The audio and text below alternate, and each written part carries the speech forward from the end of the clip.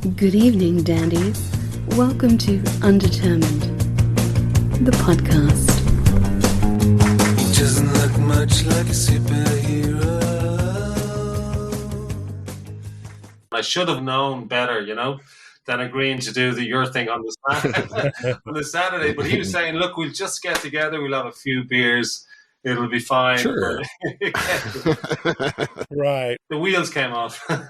Is that now? I just talked to Johnny Boyle right before that, and he had told me he had a 50th birthday he was going to. I was wondering if it was the same one. No, not the same one. Okay. I know Johnny, but I don't know Johnny's circle of friends. This is my brother that I used to play in a band called Revelino years ago. Yeah. He played in the band with me, and actually everybody who was at the gathering had been involved in Revelino. So every time we get together, it always turns out to be a long night, Yeah. Yep. The best intentions. Didn't get home till 6:30 in the morning. Yeah, that's usually John and I when we get together. Well, yeah. We should go to bed, right? Yeah. Just after one more. Yeah. Yeah. Then it's 4:00 in the morning, and my wife's giving me the evil eye. Yeah. So, did you guys play in a band together too, or are you just friends? We're just friends, and we've been doing the podcast for a few years now, and yeah. But you're not living in the same city, are you? Not anymore. No. Okay. I don't know how familiar you are with the U.S. Midwest, but we're right in the middle. We're both in Missouri. Okay. Yeah. I'd be reasonably familiar.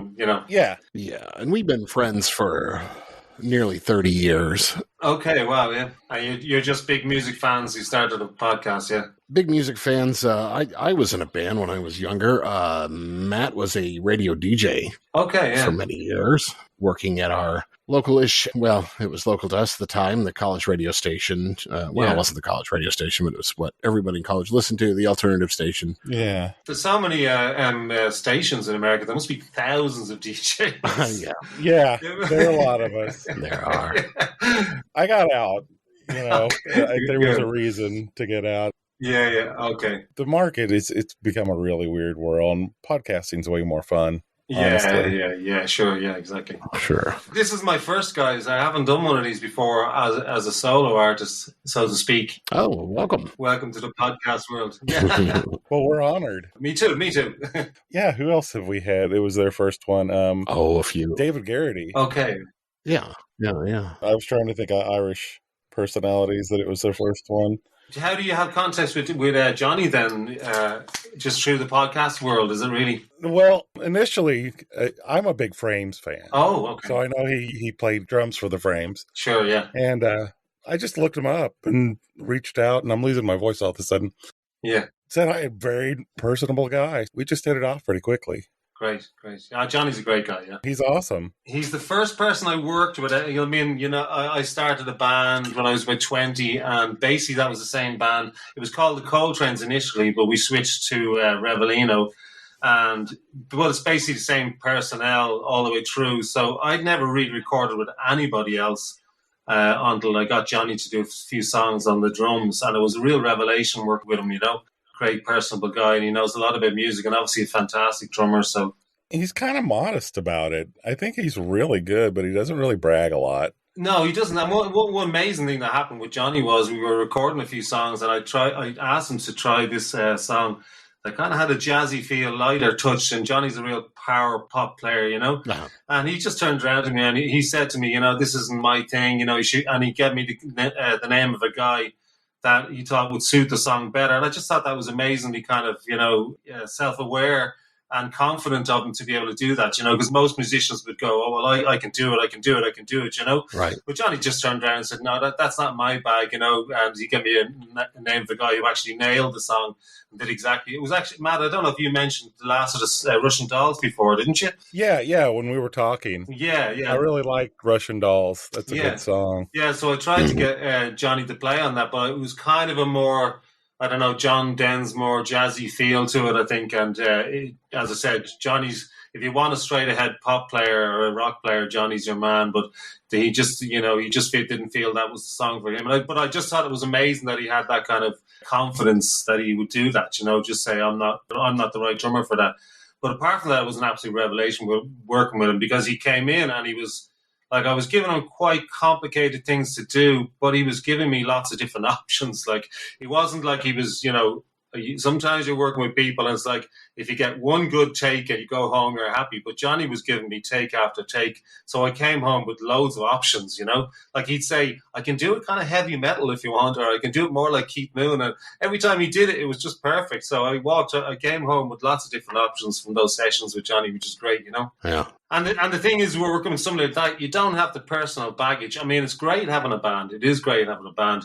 But sometimes, there's politics and stuff that was said the night before when you're working with people that you're not that familiar with, but they're professional guys. They come in, they do what you want them to do. There's no baggage. They come in with a smile on their face, they go home with a smile on their face, and it's good. It's a good arrangement. The only problem is it's great having a band because I love that kind of camaraderie and the closeness of a band. I love that kind of brotherhood, but it does bring its interpersonal problems too. Yeah, I think we talked to John Murray, who he's also recorded with recently. Yeah. You could kind of tell he was really impressed with bringing Johnny in, and really by the end of it, he was like, he's really a member of the band. Yeah. And he almost felt bad being a solo act. Yeah. It sounded like, because he thought so highly of Johnny and working with him. Yeah, I can imagine, yeah. But Johnny's not short of work. He's always got stuff going on. He's one of the best around, and he's well known, Well, he's so enthusiastic, too. Like, he sells us, like, constantly on people. Yeah. Like, in a good way. Yeah. Like, I believe him. He's like, oh, my gosh, yeah. Okay, I got to check this out. That's how I heard you. Well, it's like, when he came into the session, he was like, he was making reference to the drum, the songs. And he was saying, like, I hear this song as a kind of Serge Gainsbourg kind of feel to it. And I was like, wow, that's really, it's really kind of perceptive of him.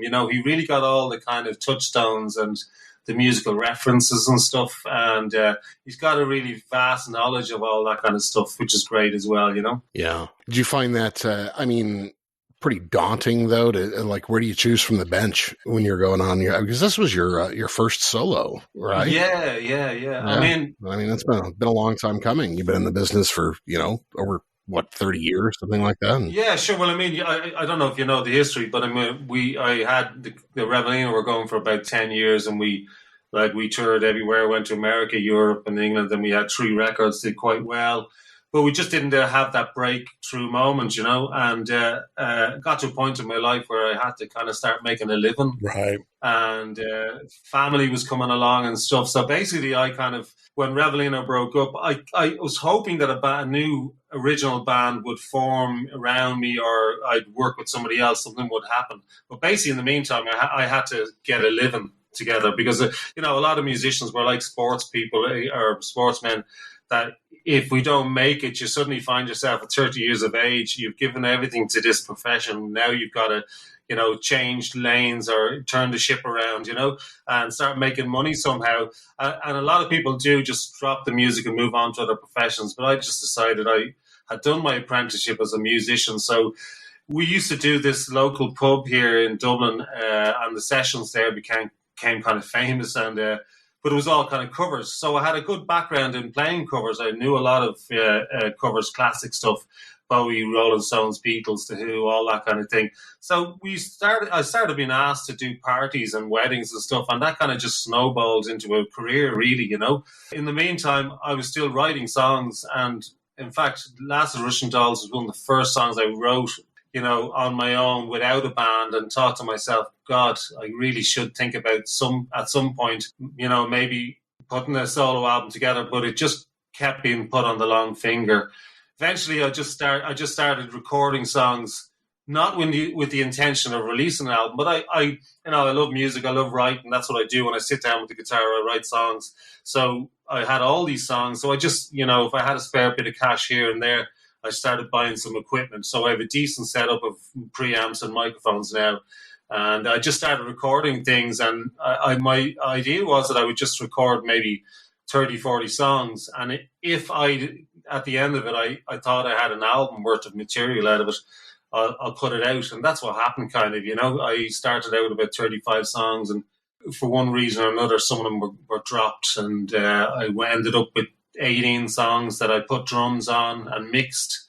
So I was actually going to release a double album. But then everybody said, you're crazy. People don't even have the patience to listen to a whole song, you know. Although there's some artists here. There's some artists here, Paddy Casey. I don't know if you know Paddy Casey or are familiar with his stuff, but he's released a double album recently. There's some people releasing double albums. But I think it was good advice. I whittled it down to 10, 11 songs. And I was kind of glad I did that, you know. Yeah, absolutely. I really like the record, and for me, it's one of those that it's kind of a creeper. Like, it grows on you. Yeah. You listen to it the first time, and you're like, okay, this isn't bad. And, you know, by the end of the week, you're just listening to it, like, constantly. Yeah, that's good. I like it. Because sometimes I don't trust things that I find really, you know, first time round, it just gets you. Exactly. They can wear thin quite quickly, you know? Yeah, exactly. Yeah. No, and this was more about the first time I listened. All right, this is okay. Yeah. I want to give it a little bit more of a chance. Yeah. You know, and then, oh yeah, I like it a little bit more. Okay, cool. Sure. I found myself replaying tracks a lot, you know, just right after they were finished and like, oh yeah, I can play that one again. Yeah, I'd like to hear that one again. All right, great. You know, I mean, I knew I was writing decent songs. It was just a question of, I was kind of hoping that, I thought I was writing really, you know, the best songs that I had ever written, really, including the Revelino stuff. And that's all a matter of opinion. I think songwriters always feel that the latest thing they've done is always the best. But, you know, I kind of thought, okay, at some point, some of this stuff is actually going to have to go out, even if it's just a small, you know, make a small kind of CD collection and sell it to, you know, people at gigs or give it to friends or whatever. But it just kind of, you know, I always knew I was going to do it at some point. It just took me a long time to get around to it. And there was a couple of projects that came along in the meantime. And to be honest, I kind of, you know, I like working with other people. So when I got the chance, I was kind of jumping at those things and kept putting my own thing off. Because I was a bit nervous about coming out as a solo artist. Sure. After being in a band, you know.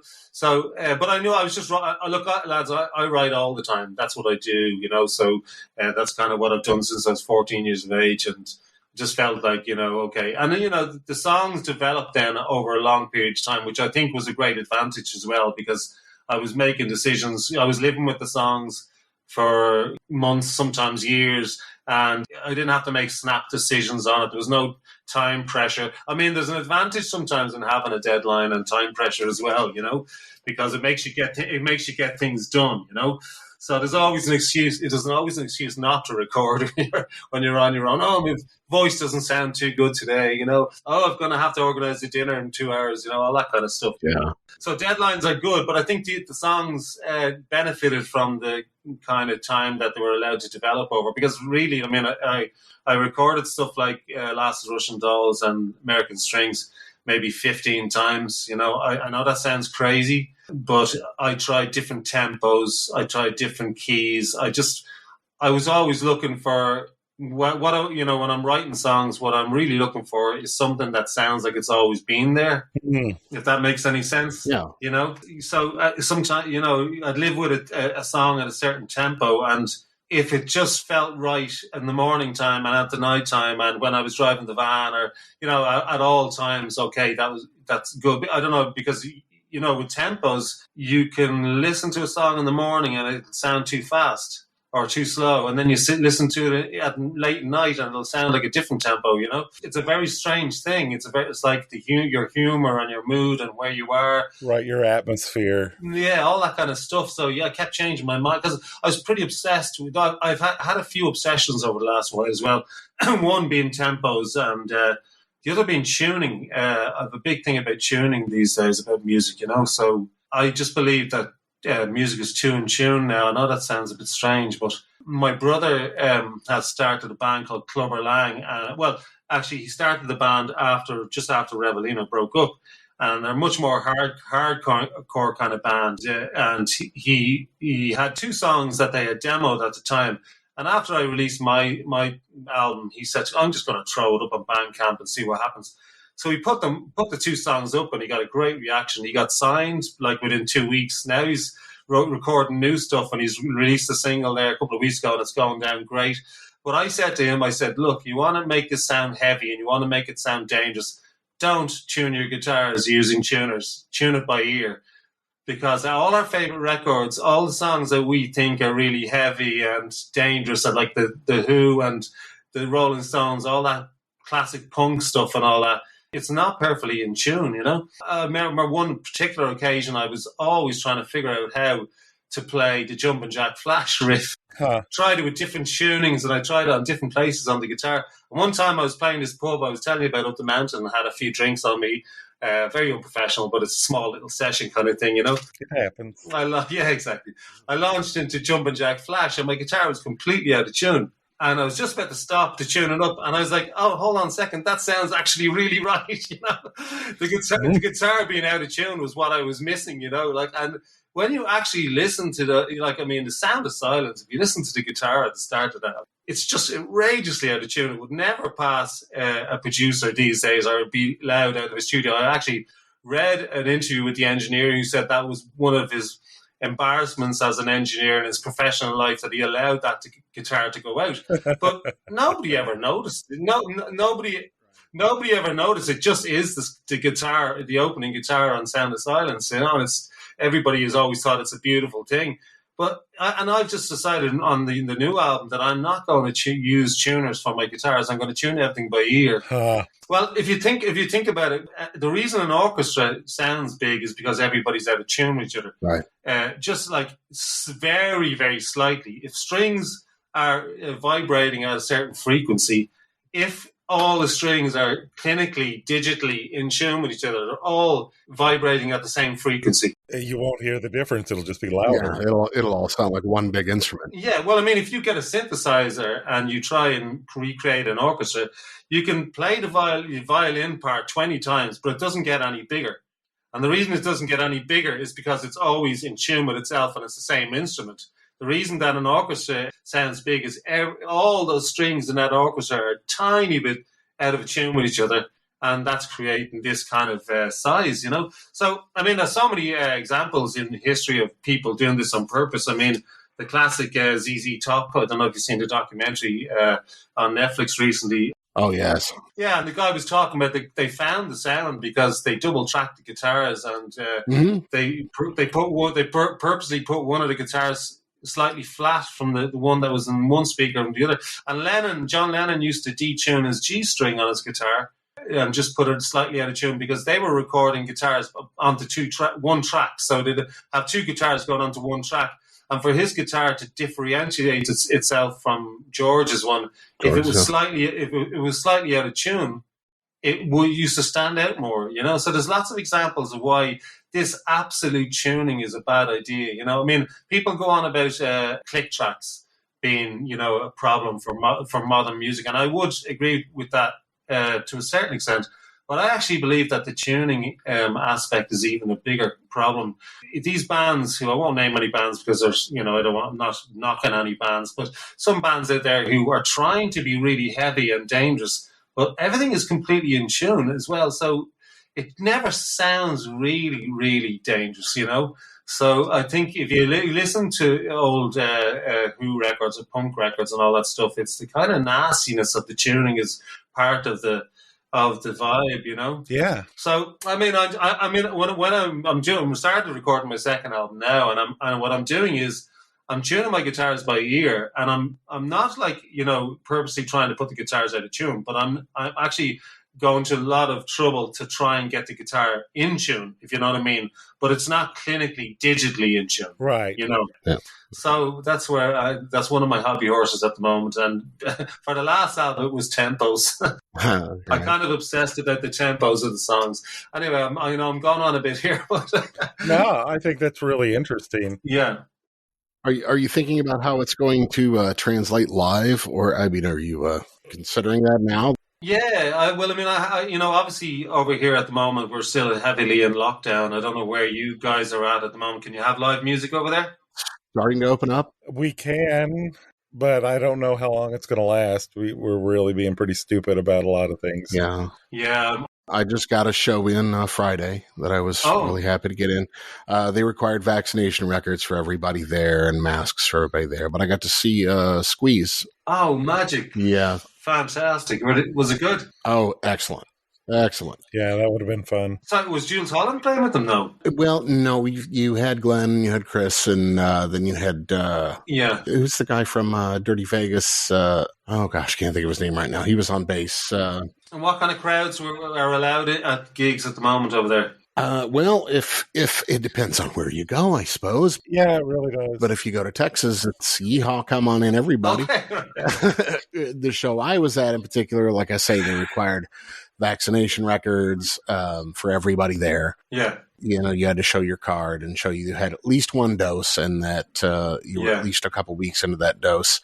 Yeah. And that you had to wear a mask and things like that. And okay. But of course, everybody, as soon as they got inside, were drinking beer and their masks were down in order to accommodate that. So yeah, well, I mean, and the situation over here at the moment, which I don't know whether you're aware of, but they're having Gaelic games, right? With 40,000 people in the stadium, but they're not allowed to have there's a gig in Galway that is happening, and there's a game the week beforehand. They're allowing 40,000 people into the game, but the gig is only allowing 500 people. Right. So people are really getting tired of it now, especially obviously musicians. That's absurd. It's absurd, yeah. Yeah. It's theater. Well, I think we have a reputation over here of being an island of musicians and poets and performers and all that kind of stuff. But actually, we've been put to the back of the list as far as, the influence that the GAA has over the government and other sectors have over the government is quite apparent, because we are last in line to get back working. And it's just pretty frustrating now after having done the right thing for 17 months. We all, we stayed indoors when we were told to stay indoors. We wore our masks, we got the inoculations, all that kind of stuff. We tried to avoid crowds, and we literally didn't see parts of our, members of our families, or we didn't gather in groups for nearly a year, We all did all that, but this is getting ridiculous now, because, it's the hypocrisy that really annoys people. Right. When the government is allowing, groups of 20,000, 30,000 people get together for a sporting event, right? But they won't allow 1,000 people to a gig, or even, it's ridiculous. So, it's getting frustrating. But look, to answer your question, John, I've been asked about doing the album, but as I said, this is all completely recorded on my own, except the instruments I couldn't play, which were the drums and the brass. In my cover band, I have a guy called Fintan Jones, who's an amazing multi-instrumentalist, and he can sing great as well. So he helped me with the harmonies. He played the flutes on the album. He played the saxes, and he arranged a lot of the brass parts. So that was the stuff I couldn't do. But apart from that, it was basically myself. I got drummers in, obviously, to play on some things. But so basically, my problem is that I have to put a band together, John, to actually perform live, and it's right. It's not straightforward kind of stuff to play. It's kind of complex arrangements and stuff. Yeah. So it'll be difficult. But I've had a few nice offers, and I think I can't not do it. It's be ridiculous if I don't try and do the album live. And obviously the problem is it's 35 minutes of music, and I'd have to actually, be coming up with an hour and a half of music to do gigs. So, that's like a huge mountain that I have to climb, that it's been put in front of me now. I've been offered a few things, and I'm going to have to go for it at some point, but it's another one of those things that I keep putting on the long finger, Sure. Well, it's another one of those things. Sometimes you just have to do it and just go for it. Yeah. So I will. I'm definitely going to. But as I said, that's the scary bit of being a solo artist, because the great thing about a band was you had a band, and they're your friends, they're your partners, they're your brother, and you talk to each other all the time on the phone, and you're always in touch with what's going on with each other, with the songs and stuff. And this is like getting a group of people who don't know each other together, the politics of the whole thing, how we're going to communicate with each other. But basically, the bottom line is you just hire really good guys who have got good reputations. They're not going to, turn up to gigs drunk or high or whatever. You just hire professional people who can do the job. Not that they're clinical session musicians, but it's kind of well known who are the people to rely on and who the people you can't rely on. So I'm kind of. There's some very talented guys out there, but they're not reliable, Right. And in this kind of situation, you want to just get people who are good players and who are friendly and not going to have, it's all going to be positive vibes and stuff, because it's going to be hard enough work to put the album together over a few rehearsals. So, sure. With a band, you can rehearse 2 times a week for 2 months before you play a gig, but you can't really get outside players to do that, so it's not feasible really, because basically people have to get paid for working. Sure. unless they have some kind of connection to the album or some kind of commitment to the album. So it's hard enough for me. At the moment, with no gigs allowed, it's hard for me to say to a guy, I have X amount of gigs for you if we do rehearse the album. So I'm kind of in no man's land a bit. I'm waiting for the place to open up. So if I could tell a musician I have 5 or 6 gigs for, in October, then it would be worth doing 4 or 5 rehearsals for it. But at the moment, I can't guarantee any dates yet, even though I have been asked to do dates. They aren't fixed in the diary because we don't know whether we're going to be opening up this month or next month. And, so it's difficult. It's kind of no man's land, really. But we're all in the same boat. So that's true. Yeah. There might be musicians out there who are willing to just take a chance on a project, Well, it's better than nothing. Yeah. And sometimes I think a lot of people, it's just like, I'm just itching to do something too. True. Absolutely. Yeah, that's totally true, Matt. Yeah. I'm itching to do something too myself, but I mean, I've just started back playing with my cover band. We've just done a few weddings and a few gigs in the last few weeks. I've been curious about this. Like, listening to your record, I hear a lot of different influences, and maybe that's part of me just, you're new to me in some way, so I have to identify stuff. Does that make sense? But I was wondering if playing in a cover band kind of influences what you do with your songs, or where your songs come from. No, not really.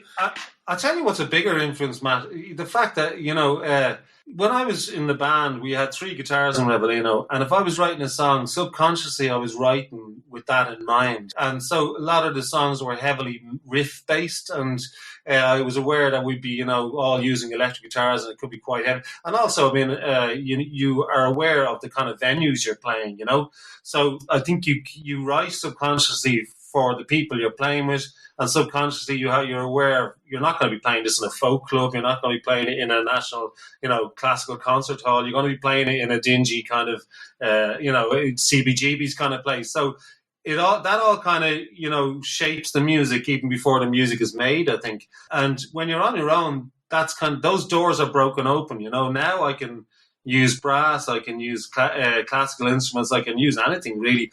Not that I'm constrained by a band, but I kind of found that I was a bit freer with the ideas, and I could really do anything I wanted, If I want to write a song now and in my head I'm thinking I'll just use a full orchestra, that's possible. But when you're in a band with, 3 electric guitars, that kind of thing doesn't necessarily come up. And the other thing that really influences it because I would write a lot of songs when I got home from gigs with the cover band. So I'd be coming in at 2 or 3 o'clock in the morning, picking up my acoustic guitar, and you play at a certain volume in a certain way at that time of night when you don't want to wake people up. I'm not going to come in and stick an electric guitar into a Marshall stack, when I've got a 3-year-old baby in the next room, or a kid in the next room. So, yeah, those kind of things all shape the way the music comes out. And really, I mean, I have just a huge kind of vast taste in music. I like all kinds of music, and I always have,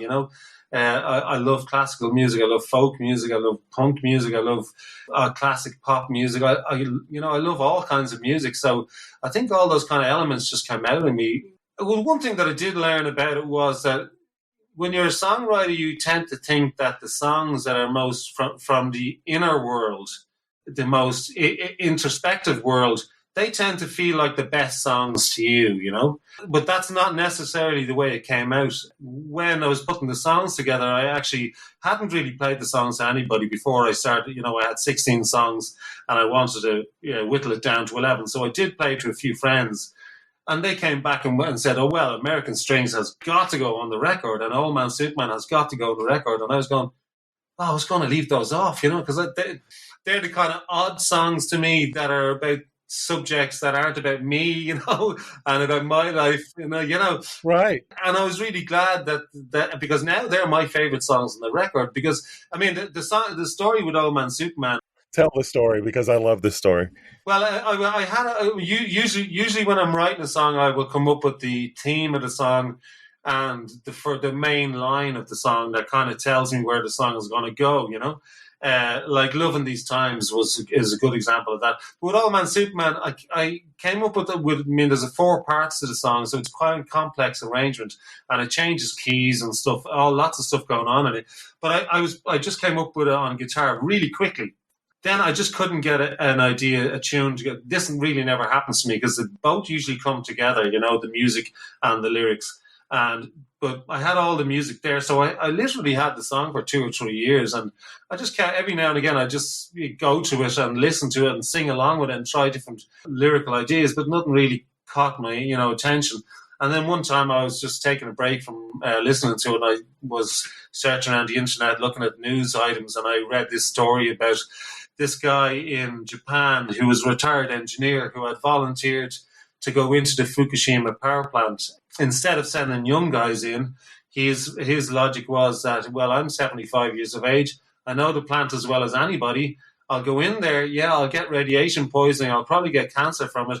But I'm going, the cancer will take 5, 6, 7, 8 years to kill me, at which point I'll be in my 80s and I'm going to die anyway. So don't be sending young guys in there who have young families and all that stuff. And he wasn't saying it like, oh, here I am, I'm a hero. He was just saying, look, this is just... It was like a pragmatic... It's just a deeply logical thing, Very Japanese kind of thing, way of thinking, I mean? But no, to be honest, it's a universal, thing to protect the younger generations, I suppose. But so I just thought that was fascinating. And without reading too much, I didn't research the guy. I just read that article, and I went for a walk thinking about it. And by the time I got back, I had all the lyrics. I rang up a mate of mine and I said, here, you know that song I've been telling you about that I've been struggling to come up with a subject matter. And I told him about it. And he said, that's a terrible idea for a song. But I think it's brilliant. Yeah. But so I just imagine the guy like this old man, Superman, like he's coming to rescue.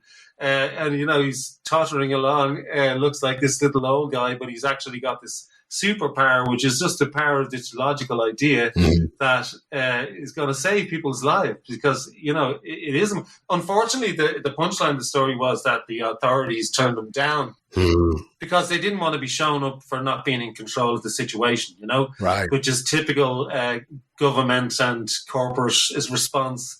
Everything's fine here, guys. No, nothing to see. We don't need old people coming in here sorting our problem out. But it was such a good idea that the people who signed up for it became known as a kind of the skilled veteran corps. And eventually, I think they had a few hundred members. And now they kind of go around giving talks and. It's kind of, I'm not sure exactly what their overall message is, but I think it's an ethical one, I suppose. Yeah. So that was the idea. That's what was the idea of the song. But the other story that went along with Matt was that I brought that to a session for The Last of Russian Dolls, actually. And Last of Russian Dolls was definitely going to go on the record because that was the first song I wrote after Revelino. So literally, that's 20 years ago. I still have that song, And I just said, okay, that song is a good song. I need to put that, on out at some point. So I tried that with Johnny, and he said, no, look, I'm not right for that. So he recommended this other drummer. So I was doing the session with the drummer, and I said, I want to get Last of Russian Dolls. That's the most important thing. But at the end of the session, if we get half an hour, we'll try Old Man Superman. So actually, sorry, there was 2 songs I really wanted to do. And I said, at the end of the session, if we have time, we'll do Old Man Superman. So we went to the session. He did the 2 songs. We had a half an hour at the end. And I said, did you have a look at Old Man Superman? And he said, oh, yeah, this is the single, right? And I was like, no, this is kind of one that I was half thinking of leaving off the record. And he goes, no, man, this is the single. This is the one that you got to put out as your single. So when people say that to you, you really have to kind of go, oh, well, I have to take that kind of seriously. And to be honest, enough people said it to me over the course of the few months before I released the stuff. I had to go, okay, there must be something in these songs that people just enjoy. And in fact, you were saying, Matt, the other day that your son was singing the trumpet part of American Strings. Yeah. So when I put those songs out, a lot of people were contacting me and saying, oh, my kid loves Old Man Superman. Every time I go home from school, the first thing he wants to hear is Old Man Superman. And I absolutely love that. I just love that. Sure. Because kids have a really direct connection with music, Yeah. There's no prejudice there. They're not looking for, what's cool, what isn't cool, what does the singer look like. They just get an immediate reaction to stuff. And, so, I mean, when I'm writing here, if my kids come in when I'm writing, and if they, I was playing a song the other day, and my kid says to me, "Is that your song, Dad?" And I said, "Yeah." And he goes, "Great." She said, "Great, that's really good." So I really go, okay, I'm going to listen to that, because that's an important gauge. If kids sing along or if they dance along, right, there's something innate in the music that's, it doesn't have to be blandly catchy. Because I'll give you an example. My one of my kids is 11, and the other one's 12 and 10 actually now. And we went down to Kerry for a little break there a few months ago, and they said, "Dad, bring some CDs." Mm-hmm. So they had just heard a bit of David Bowie. Oh, yeah. So my daughter said, "Have you got any Bowie stuff?" And I said, "Oh, yeah, I've got a greatest hits collection here. I'll bring it with me." Mm-hmm. So I brought it, and there's 40 songs in it. And we played it incessantly while we were down there. But the two songs that really jumped out at them was Life on Mars. They really love Life on Mars.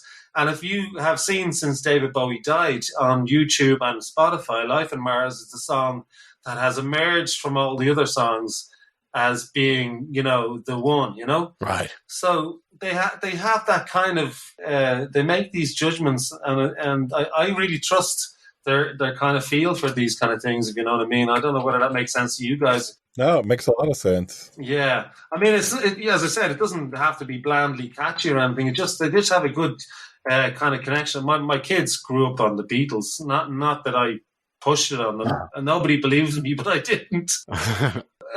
I mean, like in Dylan's book Chronicles, he talks about going into a hardware store and the Beatles were playing it. And he said that no other band in the history of music had that intimacy. Right. That the Beatles have. Like, you feel like you know the guys in the band, and that's definitely true. When my kids heard the Beatles first, they had that kind of connection. There's a kind of warmth there between the people who are making the music and the people who are listening that really, the Beatles really have in spades. And I think it's one of the reasons why they are one of the most popular bands in the world, Yeah, it's not contrived. It's innocent. It's in a lot of ways, it's honest. That's an important thread in music, I think, that's missing in a lot of cases. Yeah, but isn't it interesting in modern times now on Spotify, they're being superseded by Queen and things. I mean, that's kind of interesting to me. I think, and I kind of understand it, because obviously Queen are more anthemic, and there's something about the Queen, the campness of it.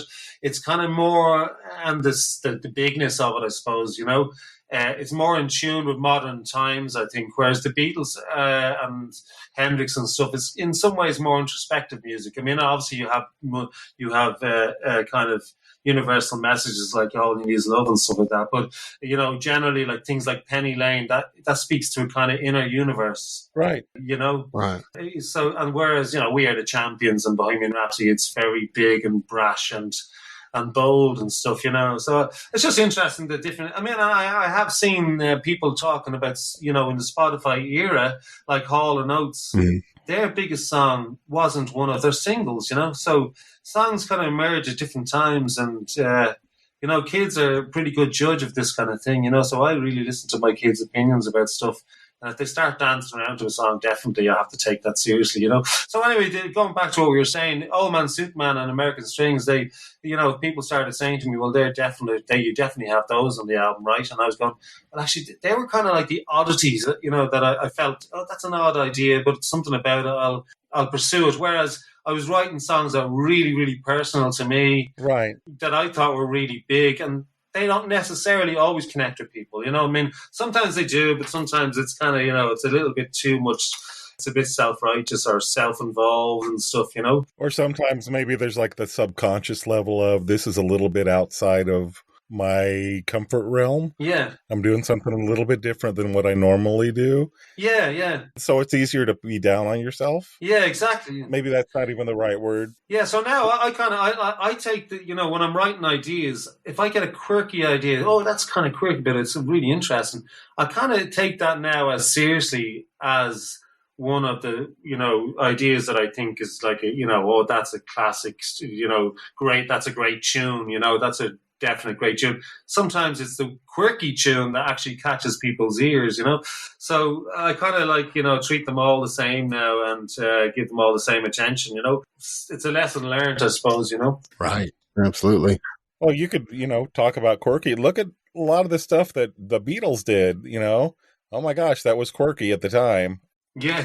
And now those things are so normal that you can't imagine that they were ever odd. Well, if you take something like Happiness is a Worm Gun, which is just a deeply strange song, but it influenced Radiohead to do OK Computer, and Paranoid Android is their attempt to do a song that goes through those kind of changes, So these things have ripples and influences that you never know where they're going to go, Right. So, and that's a great thing. That's a beautiful thing about the Beatles. I mean, they were just so generous in their, a lot of people who talk about working with them, they said they were the most musically playful, curious, experimental band of all the bands. And I think that's really important because, I mean, they were the biggest band in the world, but at the same time, they were the most willing to experiment and to try things. I mean, if you find a thread of success, it's very hard to veer off that. I mean, it's easy just to stick with the formula. That's what's an incredible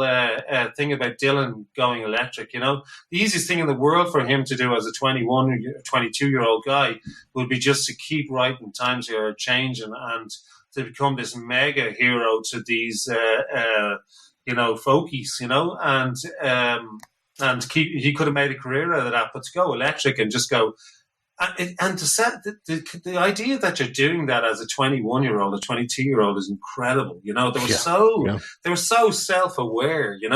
I mean, it's the pressures must have been enormous, but maybe he just had that single-mindedness and he knew what he wanted to do.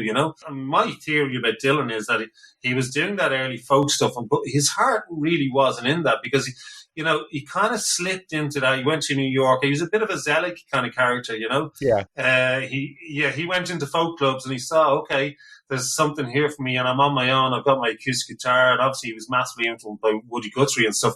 But he was really a rock and roller at heart, and his first influences that blew his mind were Little Richard and all that kind of stuff. I think he really underneath it all he wanted to be Little Richard, or Chuck Berry, Right. So I think, once he established himself, that it was just an incredibly brave move to go moving in that direction. Yeah. And what I've picked up on him, and we actually had a conversation with Matt Chamberlain, the drummer, who's played with him. Oh, wow. Okay. On a few occasions. And he talked about how just basically Bob never plays the same song twice. No. Right. So it's an always changing things up, doing something different. And so I would imagine, why would he limit himself to an acoustic guitar? Yeah. Right. When he's a person that would constantly want to change things. And right. The way Matt put it was the way his songs that we all know, these iconic songs, we know them as they are because that's the day they were recorded. Yeah. If you'd have done it the day before or a day later, it'd have been a different song. Yeah, but it wouldn't have been so easy for him just to stay on that thread, even for a few more years. Or, I mean, the pressures on you must have been enormous. I mean, he's actually being booed at gigs. I mean, that's tough to take, I mean, it just takes a very strong-willed person to withstand that and keep going down that, this is what I want to do, this is where I'm going, And, there's that footage on Don't Look Back where the girl is in the hotel room and saying to him, I'm not sure I like all the electric guitars. And he's going, I have to give a job to my friends, I have to give them something to do, don't I? And she's going, yeah, but it's so noisy and I much preferred you when you were just on your acoustic guitar. And he must have been just getting that on, off fans and off promoters and off management and everyone. I mean, look, man, you're after creating a great career here for yourself. Don't blow it up with all this, electric guitars and stuff. But he did, and he took it to another level, which is just the genius of the guy, Yeah. Going back to the Beatles again, they had that self-confidence or vision of what they wanted to do. Because obviously when they went into, for the rehearsal or the audition for George Martin, they had exhausted all their options apart from this. And it was their last chance saloon, but they insisted on doing their own music when they were handed. They were handed a song, how do you do it? And told, this is what you're going to record. And they said, no, we want to record our own songs. And the weird thing about Love Me Do is, which is a strange, that a lot of the Liverpool bands who were playing around in the same clubs as the Beatles were shocked when they heard that record, because they thought the Beatles were going to get up and do Long Tall Sally or Twist and Shout or something really heavy and rocking. Right. And they heard this kind of folky song. And apparently the Beatles had to borrow acoustic guitars to make, to do that recording. And that shows you that they had a concept of what the song should have sounded like. They had a concept of, this is what we're going to do. We're already experimenting in the studio on their first recording of their first single. And, they didn't repeat that sound until We Can Work It Out, where you have drums, bass, tambourine, and acoustic guitar as the main part of the song. And in We Can Work It Out, it's a harmonium, and Love Me Do, it's a harmonica. But Love Me Do being a minor song and all that, it does signpost to you that these guys had an artistic vision, and they had a self-possessed kind of surety of what they were doing. That even they were on the Last Chance Saloon, they were going to go in there and they were going to produce a record that was conceived as this kind of, Everly Brothers harmonies and stuff. It's amazing. I just, as a 20-year-old guy myself, I just didn't have that kind of confidence. I think, if I had found a successful, stream for myself at that age that was making me money and stuff, I just think I would have just swam for it for a while. Stuck with the formula. Well, for a long, at least until I was 30s and things started flagging. But it's just, I just think of myself as a 20-year-old, and I just feel that I was very young, in my mind, sure. And in my confidence about what I was. But these guys obviously have this supernatural kind of idea of themselves, and this, the self-possession and strength of character and stuff, which is just, it's great, Yeah. But you don't make it unless you have that in sports or in music or in lots of different fields sure. in life, Oh, I would argue too, and I hope this comes off as a compliment. I hear a lot of that sort of influence in like listening to your record right now. It has a lot of those layers, like the Beatles would have, but they're like deceptively, they're more complicated than your ear initially tells you. Yeah, if that makes sense. Oh no, totally. Yeah. I mean, it is one of the things that's been said most about the album, that is multi-layered. I'm not personally really sure what that means, but I can kind of see it.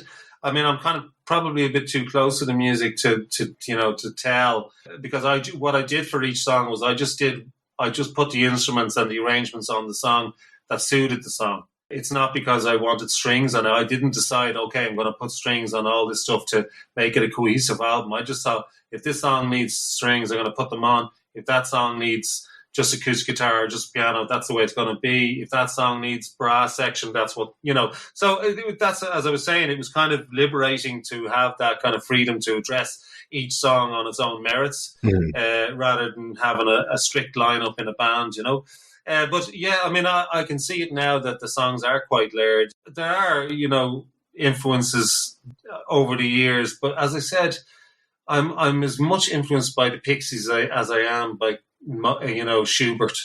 That's, to be honest. Sure. I just love all that kind of. There's very little kind of music I don't really like, or that can't be influenced by. Sure. I'm not sophisticated enough to be influenced by jazz, to be brutally honest, as a musician.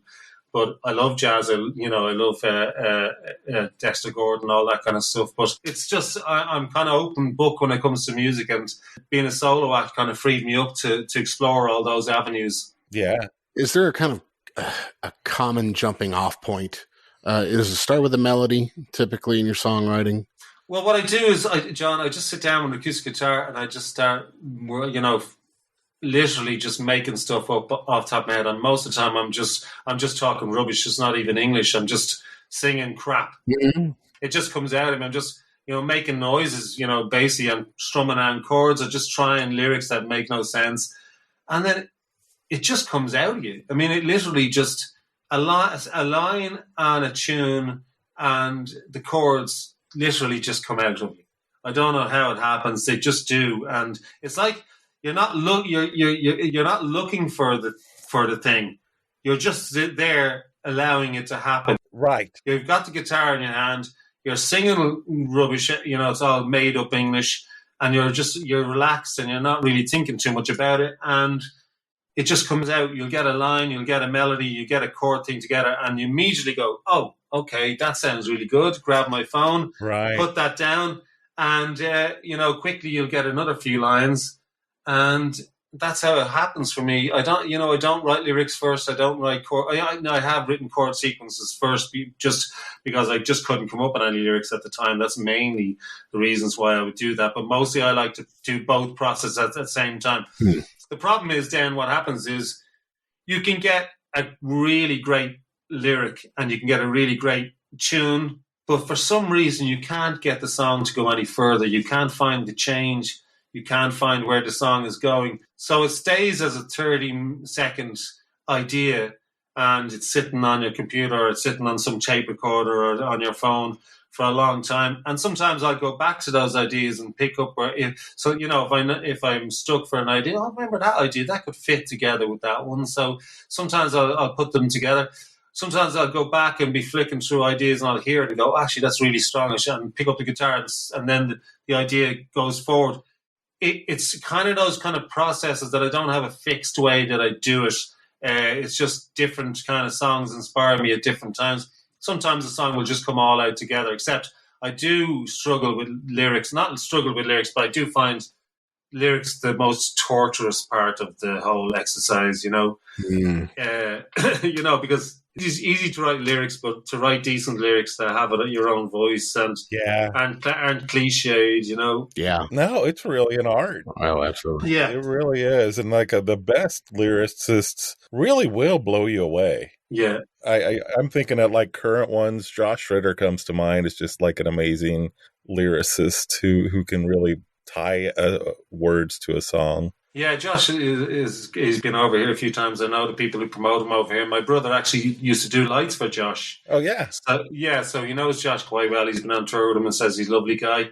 Haven't met him myself, but I did see him a couple of times in Dublin, and yeah, he's very highly thought of over here, especially lyrically. Yeah.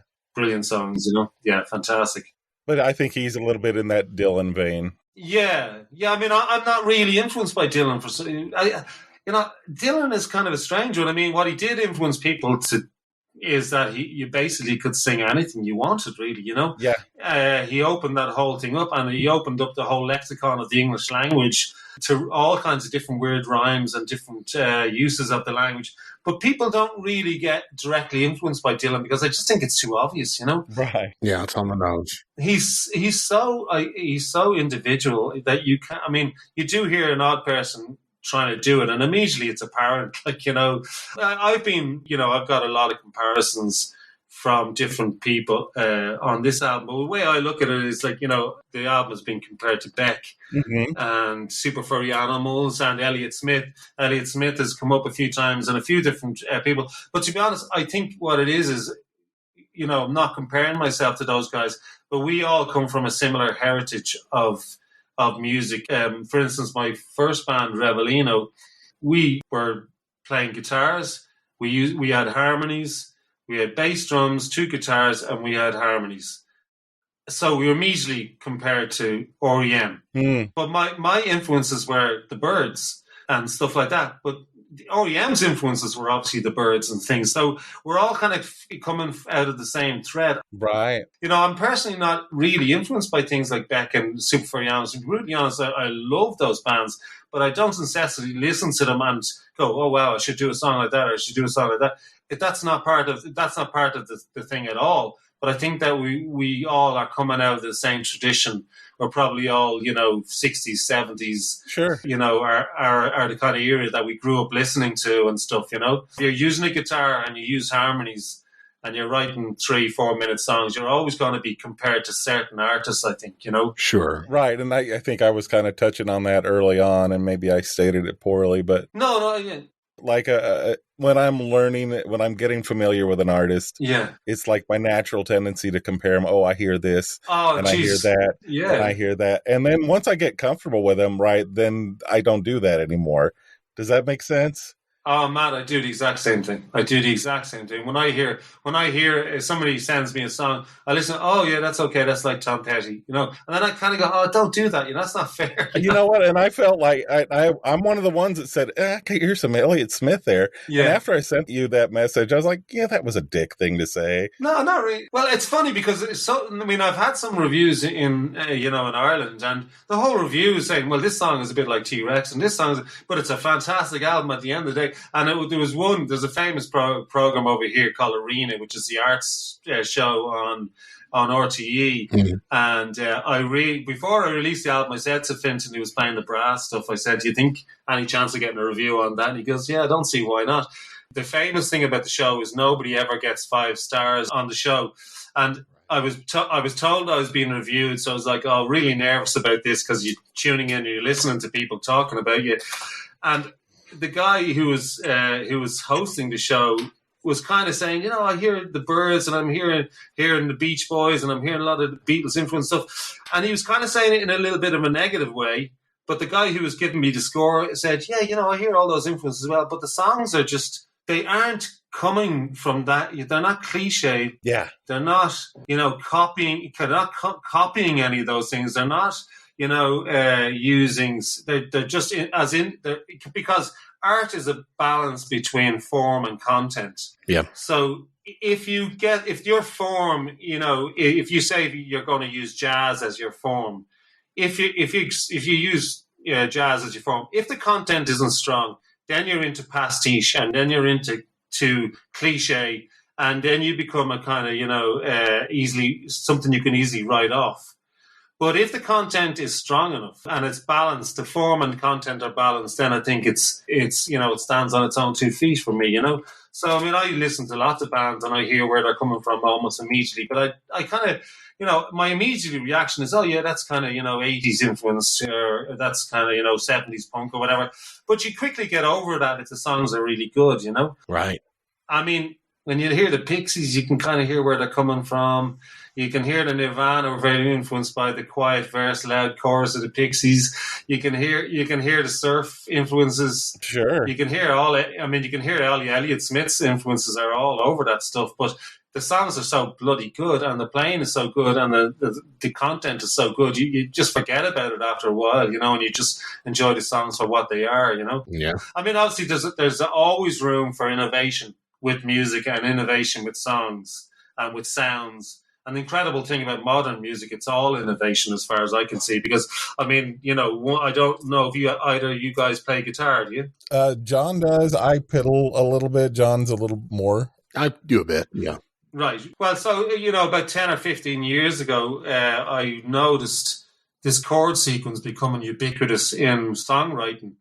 And I actually noticed it because my wife and myself, before the kids came along, we don't have a television here in the house, but we did get a small little portable television it was one of the World Cups was on, so I had to see that, right? So I got a portable TV on, and she had a gig on one night, and it was all these boy bands, And after the first 3 songs, I said to her, those first 3 songs are exactly the same chords. Yeah, right. She said, no, you're wrong.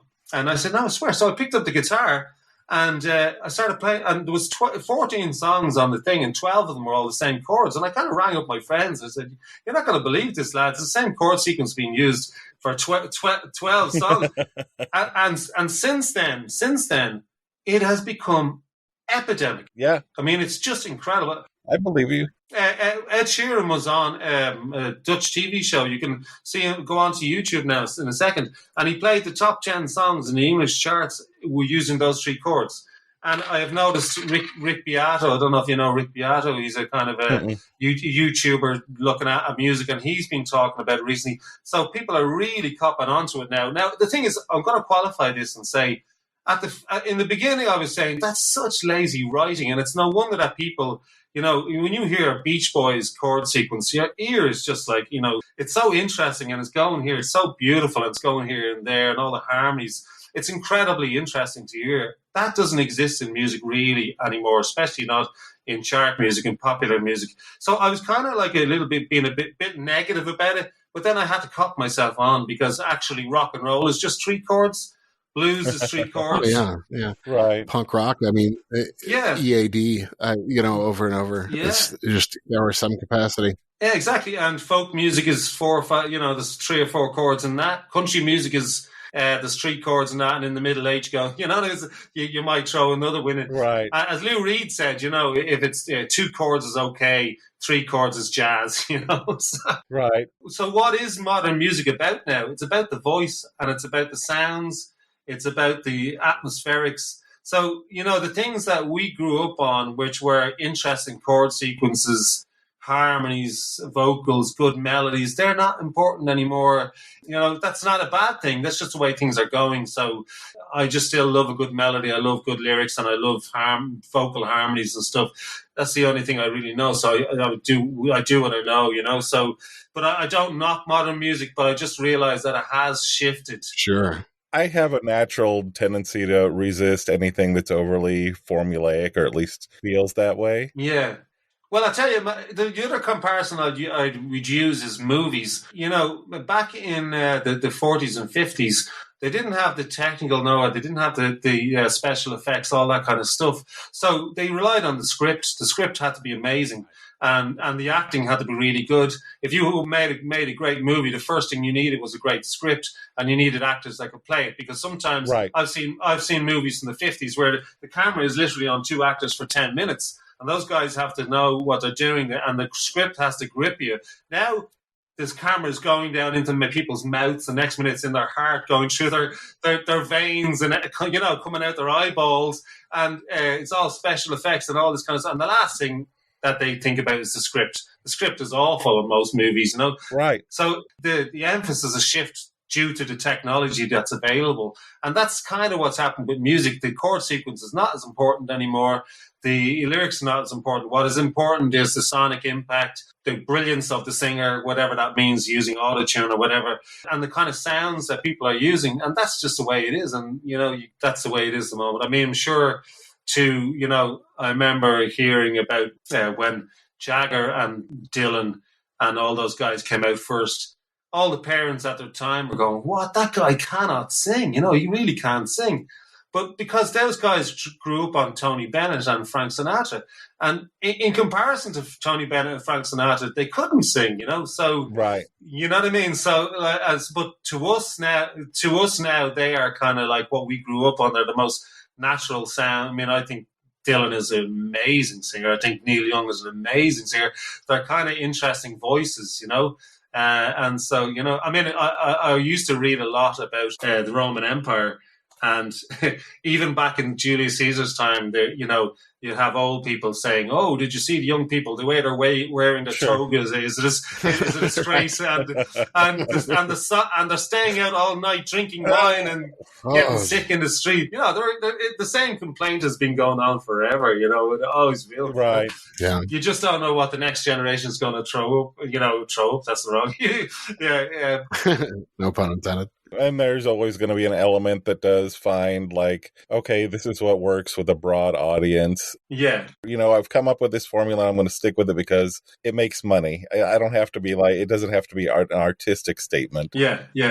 I'll tell you a funny story. I mean, recently, I won't name the artist, right? But my kids said to me, "Oh, he's a very big artist, and he said, he got a new single out, Dad. Do you want to hear it?" So I said, yeah. So we got the iPad and we were sitting around having a bit of lunch, and they found the video on YouTube. And I said, now hold on a second, before you start playing that, let me get my guitar. So I picked up the guitar and I started playing the chords I'm telling you about. I said, okay, press play. And they pressed play, and I was playing the exact right chords, right? So they were looking at me going, how'd you do that, Dad? That's incredible. You're psychic. So nice. Yeah, the chord sequence is D, A, B minor, G. Okay, so that's the chord sequence. C, G, A minor, F, if you want to look at it that. So, things like Fall at Your Feet. What's the U2 song, Without You? With or Without You, yeah. With or Without You. So there have been songs in the past that have used the chord sequence. but it is just, it's just what they just use. It's C, G, A minor. Now, to be fair, the Beatles used it in the chorus of, in Let It Be, but they never repeated it. But it is all pervasive now. It's just basically like the chord sequence in a rock and roll song or in a blues song. So chord sequences just don't matter anymore, No. And these days, if you do hear a chord sequence that's kind of interesting, that's a little bit jazzy. I mean, I was listening to a Dojo Cat song the other day, and it was using kind of jazzy chords, and it really stands out because it's a little bit different and stuff, This is where we're at, guys. It is. Yeah. But I still think there's some great music coming out nowadays. And so, I like a lot of prog pop and things like that. Who's turning you on lately as far as newer bands go? I mean, if you're just, let's say you're doing your dishes, whatever, and you're listening to, not necessarily influencing your music, but just. Okay, this sounds really bad, but I don't listen to. I listen to lots of music, but I don't listen to things incessantly, if you know what I mean. Because I find that when I'm working, I don't want to get sidetracked by stuff. I mean, because if I sit down and I open up a project and I want to start recording, if I go onto YouTube and I start watching Surf Jan Stevens stuff, I'll be there all day. Right. I'll just listen to it. I'll just listen to it all day, and I go, "What the fuck am I doing?" It's just like, why am I bothering? Because you're dead right. There are fantastic bands out there. It's just the mind boggles at it. Much good stuff, and in Ireland as well, there's just lots of really good music coming out. But as an artist, you just have to make your own. You make the music because you have to make it, not because you see, it's not a career move. It's just something that I have to do. And I'm a songwriter in my nature. I've been doing it since I'm 15 years of age. And every time I pick up the guitar, I try and, not consciously try and write a song, but it's always my default setting is to start noodling around with ideas and hope that something comes out. Because really, it's a real magical thing to think that a song didn't exist before you picked up the guitar. And then suddenly now this song does exist. Right. It's just a really strange thing. It's just a magical thing that I still haven't gotten over. And sometimes when you've written a song and then you go a week without writing a new idea, you go, okay, that could be it now. Maybe I never pick up the guitar. And I know you probably, secretly you think, that's not going to happen. But you think, well, maybe I'll never pick up the guitar and maybe another good idea won't ever come out that's worth, that does cross your mind. Why do these ideas come out of me that I think are worth finishing? And I think that's a good song and people now are enjoying, So it is kind of I'm not a spiritual person myself, but I think all the things that happen to you in your life and all the music that I've listened to in my life is kind of in there. It's kind of influenced me, and obviously the love of music is primary thing, Yeah. I think anybody who's taken the time to learn an instrument and to pursue any kind of career in music, it's basically about the love of the thing. It's about something that happened to you. Sure. I can kind of pinpoint the moment when my life changed as far as my love of music, I was 12 years of age, and my mother was a stay-at-home mum, which most mothers were back in those days. These days, all the mums, work because it's just so expensive to have families, and living it's not good enough. Right. I don't know whether it's the same in America, but it's definitely the same here. Yeah. Absolutely. Yeah, so in the 60s, did your mums, were they present at home or did they work? Or my mom worked. Right, okay, right. So maybe you're a bit younger than me, but my mum was a stay-at-home, and it just so happened that she got a job. It was just a part-time job at a time when I got really sick, and I think it was a kind of virus I had, so I basically wasn't allowed to go to school. And I was just about old enough to stay at home on my own. And she said, look, I'm only going for a few hours. You're going to be okay? Yeah, of course, no problem. Right. So I stayed at home. But obviously, when you're that age, after 2 hours, I was just dying of boredom. What am I going to do here? Sure. So this went on for a couple of days. And I was just, by the third day, I was putting the kitchen table up against the wall and playing table tennis with myself. And, just trying to come up with things to amuse myself. And I just looked at the record player because I was a football fanatic. I played kind of semi-professional football here in Ireland, and that was my first love. I never really thought about music, only in passing. And so I went over to the record player and I flicked through the albums. We only had a handful of albums, probably about 15. And the one that jumped out to me was the Beatles, the Red Album. And the reason was basically because there were four guys and they looked kind of European. I thought they were like French or something. I think it must have been something to do with the haircut, you know. So I put it on, and the first song I heard was Michelle. And immediately, okay, this is a French band. Yes. So I thought the Beatles were French. But that was a life-changing experience. When I heard Paperback Writer and Eleanor Rigby on my own in the house for the first time, that really did move something in me. And I knew immediately that I was going to be obsessed with music for the rest of my life, you know? That's really cool that you can remember the first time you heard the Beatles. Yeah. I can remember the room. I can remember the kind of atmosphere in the room. I can remember the weather. I can remember where I was standing in relation to the record player. And I can still remember the feeling of hearing those riffs and those harmonies, and the pure impact of it was just such a beautiful, immediate thing. Because, I mean, we did have radios on in the house, and we, you know, my mum came from a kind of musical family, but they weren't really obsessed with music. They wouldn't have been going. I think they were just too busy bringing up a family, and they would buy records. Kind of, you know, everybody bought Bridge Over Troubled Waters, and right. Certain albums you had to have in the house, you know. And I think it was my sisters who were a bit older than me that they bought the Beatles record, the Red Album, which was a greatest hits collection. But I was at that age where people's older brothers were starting to buy drum kits, and we were on a road where suddenly there was lots of 14, 15-year-old guys were starting to form bands. And on a Saturday and Sunday, you'd hear from like literally you could hear. I lived in a park or in an area called Ludford, and there was Ludford Drive, which is my road, Ludford Park and Ludford Road. It was a little estate, and you might hear like 6 or 7 bands practicing on a Saturday. That's awesome. Yeah, and they were all in their garages and like making this huge noise. And like pretty soon, like within 3 or 4 years, I was one of those guys. You know, I was in my parents' garage with a drum kit and a couple of amps, and we started doing it. You know, so I was at that age where music was starting to become part of the conversation. You know, and like people would say, "Oh, have you ever heard of the Who?" And I was going, "What? No, I never heard of them. I've heard of Johnny Cash," but it was that kind of conversation. But once I heard the Beatles, that was my band. I went into, it was pretty soon going into secondary school, which, you know, we do primary and secondary school. So when I went into secondary school, you kind of met other guys from different areas and if you heard they were Beatles fans, immediately there was that conversation, there was a connection. And then you heard, oh, you've got a guitar as well. Okay, and I've got a guitar. Let's get together with the guitars and play. So that's kind of how bands formed in those days. And then you were looking for a drummer, so you'd heard of somebody in a different class. He had bought a drum kit, so you met him in the hall of the school and you said, "Hey, heard you've got a drum kit. Do you want to meet up? I live around the corner." So it was all that kind of stuff, you know. And that's really how we all started. And but I vividly remember that part. But, you know, I listen to a lot of music, but I'm recommended stuff, so I'll go and listen to it. I'll really enjoy it. I'll listen to radio and stuff, but I don't tend to buy albums and devour them as much as I used to, because my work is music. So on the weekend, before COVID, I would be playing, you know, Friday, Saturday, maybe Sunday, sometimes 4 gigs a week.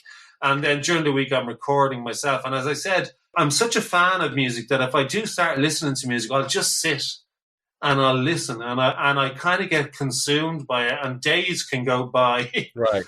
Yeah. Becomes a distraction. Suddenly I'm not getting any work done, you know, so I, like, music is a constant part of my life, and I do listen to a lot of music. I mean, the last thing I listened to is Kerrang Bin. Have you heard those guys? You sure you have? Kerrang? I think it's Kerrang Bin.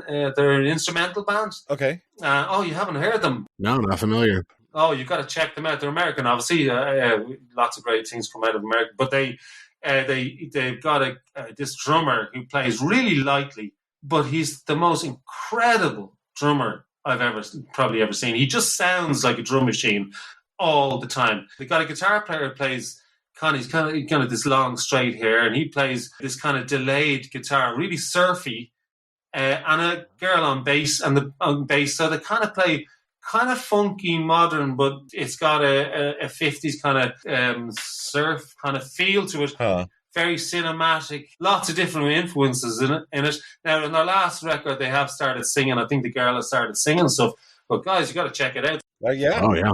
Yeah, and there's not a whole lot of stuff coming to my mind right now. You could probably name stuff and I'd be aware of it all. So I am very aware of the kind of stuff that's out there. And obviously with my kids, I'm even aware of what's in the pop charts as well. So, well, you're in the pop charts, aren't you? Well, no, the mainstream kind of Beyonce and all that kind of stuff, so and Doja Cat and all that stuff. And so I'm aware of it all, really, Billie Eilish and all that. My kids love all that stuff, but they also love, Bowie, as I said, and they love the Beatles, and they listen. The only thing that they didn't get was Dylan.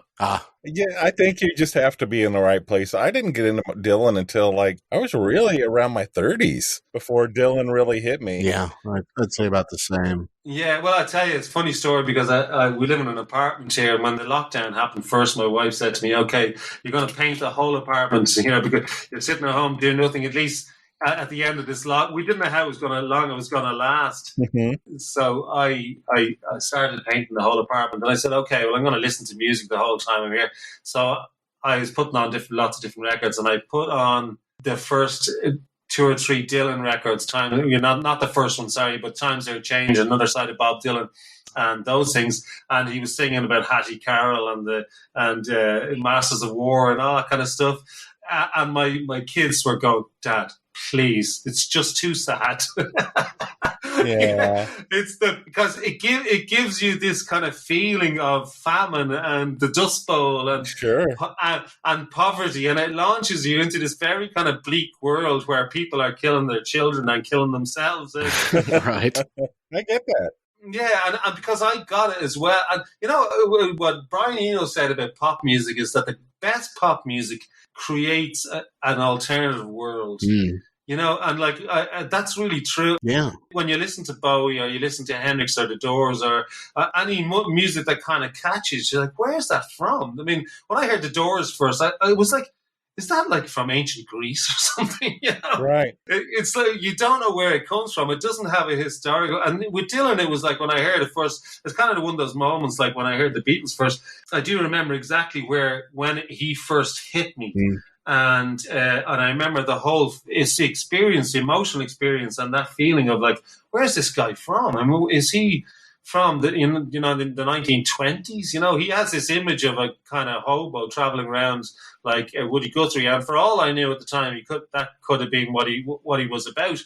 But the music suggested all that stuff to me. But my daughter said that the two of them were saying they were actually nearly crying because they as I said, they get that emotional connection to music. So they're hearing all these bleak, sad songs about, the racism that was going on at the time, and poor Hattie Carroll and all this stuff. And my daughter said to me, "Jesus, Dad, it's no wonder the world was ready for the Beatles when they came along." because when you hear the power and the kind of joy and She Loves You and opening up the new decade in the 60s with this kind of optimism and positivity, must have been such a breath of fresh air, because it was so close to the post-war years, and obviously the 50s were, kind of rations, and especially in Europe, it was a bleak time. I mean, it was a great time for the Americans, but in Europe, it was a very bleak time. And I think, the whole idea of teenagers and pop culture emerged out of all that, And I remember I used to have a German friend who went over to visit one time, and his dad was really into Wagner and Beethoven and Mozart and all this kind of stuff. And he asked me, "So you're a musician, what kind of music do you like?" And I said the Beatles, and primarily because just think that would be the most kind of identifiable thing for him to relate to. And he said to me, "Oh, that's just yeah music." And I didn't react to it, but I thought about it later. I said, "Yeah, exactly. That's why I love it. It's not maybe, right. It's not no, and it's not maybe. It's yeah. It's kind of like the most positive burst of energy that you can imagine. I mean, obviously, the thing about the early Beatles stuff is that the gauntlet hadn't been laid down as far as lyrics were concerned. The gauntlet was laid down in 65, 66 by Dylan, and you either had to come up to that or you were going to be left behind. So that's why I think bands like the Stones, where Mick Jagger is a great lyricist and Ray Davies was a great lyricist, and the Beatles were able to come up to that standard that was set by Dylan in their own way. You know what I mean? But he basically said, okay, we're not going to sing I love you, you love me anymore. It's not teenage love dramas anymore. Now we're going to talk about society, and we're going to talk about the world we're living in and all that. And the Beatles and the Stones and the Kinks and those kind of bands had the intelligence to come up with their own versions of that. Whereas the bands that like Jerry and the Pacemakers and all that, they just didn't have the writers, and they didn't have the education, and they didn't have the appreciation of that kind of art. Because, you know, the common thing about the Stones and the Beatles and the Who and Ray Davies and those kind of guys, where they were art school students, you know. So they had that. They kind of had that kind of appreciation of art in general, and that intelligence to be able to stand up to the new kind of challenges as far as lyrics were concerned. So I just love the early Beatles stuff for the energy and the positivity of it. The lyrics, we all know that they're kind of throwaway songs, but they weren't being asked to do much more than that at that point, you know. Sure. You look at that. I mean, just the history of rock and roll in general is not that old. Yeah. It's really not been around that long. And then when you look at a band like the Beatles, I mean, who else was able to span and transition that many different eras of rock and roll? Right. Yeah. You know, and survive it. Well, John, if you look at Love Me Do, okay, which is their first single, and Sgt. Pepper's Lonely Hearts Club Band, right, the difference between those two things is 4 years. Yeah, that's crazy. Yeah, but massive in town. I mean, the difference between Love Me Do and I'm the Walrus is 4 years, like, you know, or 5 years. I mean, that's kind of mind blowing. Yeah, I mean, that the creative outpouring to get from that point. First of all, it takes incredibly astute, smart people to do that, right? And they were all able to come up to the various challenges. And they were all well read, and they kind of were, you know, they knew their art, and they knew their kind of, they were very well aware of all the different kind of art movements that were going on. Right. But it's just an incredible achievement. Whereas these days, you know, if a band releases one album every 5 years, that's considered standard, really, you know. But this was a major jump forward, you know. Sure. I'm not crediting the Beatles with all that, but I'm just saying that they were, you know, whenever there was a challenge, like Dylan came along and said, okay, guys, here's the challenge, you got to write really good lyrics. They were able to come up with things like Eleanor Rigby and Strawberry Fields Forever, and find their own way of using language that was really interesting, you know. But if you were to ask me about a Desert Island Discs, I'd probably go for 50s rock and roll, you know. Interesting. Yeah, I kind of would, because I just find that most satisfying. I don't know what it is, you know, and I think Dylan and those guys, you know, love it. And that's bebop a lube, or it's called all nonsense lyrics at times, you know, but it just has a credible energy that just, it does it for me all the time. But then you have people like Chuck Berry, who's an incredible lyricist, you know. You know, if you look at Brown Eyed Handsome Man, there's Venus de Milo was a hell of a lass. She lost both of her arms in a wrestling match to win a brown-eyed handsome man. You know, it's got culture, it's got race, it's got politics, and it's all tied up in this really dancey kind of rock and roll beat. It's just, as you know, I think Dylan said that Smokey Robinson was America's greatest poet, you know. So a lot of those writers are really smart with the lyrics as well. Right. I just think that Chuck Berry is an outstanding example of that. You know, he's just an incredible writer. Yep. A strange character too, you know. Yep. Definitely a strange character, but sometimes it is. It's like the hardest messages to get across. You have to be able to deliver them in a palatable way. You know, it's a spoonful of sugar. Well, he was basically saying that, you know, these white women, you know, who are married to doctors, but actually really fancy the black guy who's playing the guitar. You know, that's basically what but he couldn't say that. Right. So he said brown-eyed handsome man, and she lost both her arms. You know, it's right. Like, and all those messages are in those songs, and it obviously. But the funny thing about those guys, that they initially kind of appealed to a young white audience, you know.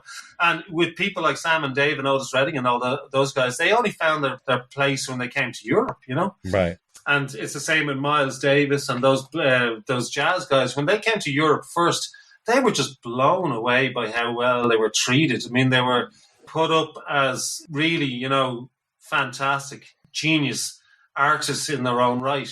And when they went to Denmark and Holland and Sweden, they were treated like royalty. And at the same time, back in America, they weren't allowed to sit in the same restaurants as the white promoters and stuff. And I know Miles Davis was very depressed when he was going back to America after spending a while in Paris, where he was basically treated like he was brought to meet Sartre, and he was brought to meet all these great French artists and stuff, because he was considered an equal to those people. Sure. Yeah. And then back to the Biscuit Circuit and Sun Records, where they're endlessly ripping them off. And yeah, there's a reason why some of them decided to stay in Paris. Sure. Yeah, well, a lot of them stayed in Denmark and Paris and places like that. So, and it was only when the Stones went back to America playing rhythm and blues by these guys, Muddy Waters and all that they got a second life, because a lot of those guys were kind of struggling in the early 60s, and it was the people like the Stones that came back and said to young America, no, you got to go back and listen to Muddy Waters, and you got to listen to Chuck Berry and all these people. These are the real guys. So I think that gave them a second lease of life and gave them a living. Some of them might have felt a bit peeved by the fact that people like the Stones, the Beatles were coming back and playing their music and getting bigger audiences. But I know there were people who were saying, look, we owe our careers to those guys, because nobody was paying any attention to us, and we were back playing the small bars and stuff. And now suddenly Muddy Waters is a legend, and everybody reveres him, rightly so. But it took the Stones to be playing those kind of songs, and the Beatles to be playing Roll of Beethoven and all those kind of things to reignite the interest. Yeah. Right. And it's not like they weren't facing Jim Crow here and, all sorts of horrible and small parts of racism in America and everything in there. Yeah. It's totally wrong. Both points are right. It's totally wrong that these people didn't get their due notice when they were making those songs, that it had to be something like a white artist coming from another country coming back to say, hey, check out these tunes. Yeah. Right? That's not fair. Yeah. And I get that. But at the same time, it got them noticed. Well, I've seen a lot of documentaries where those guys say, look, if it wasn't for the Stones and those guys coming back, they really appreciated it, and especially the fact that when they did go over there, I don't know if you've ever seen that, there's a very famous movie of Otis Redding came over to Europe with Sam and Dave.